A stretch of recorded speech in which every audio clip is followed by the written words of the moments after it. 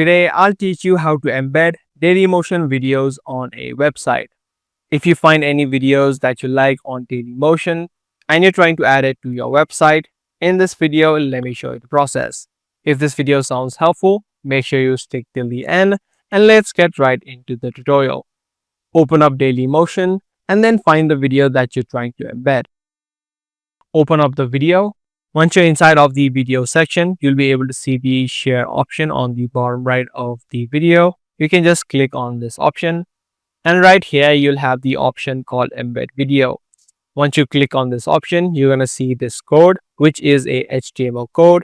You can just copy in this code, hitting Ctrl+C on your keyboard. Now open up the backend of your website where you want to add in your code. And on the HTML section, you can just paste in the code. Save the code, and once you refresh your new page, you can see the video now has been embedded and is playing on the website. So if you have a website, maybe on WordPress, you can open up the backend, paste in the code that you just copied, and if you refresh your page, you'll be able to see the video. Just like that, you can also do the same with other videos. Pick the video that you like, click on share, click on embed video, copy in this code, and then paste in the code.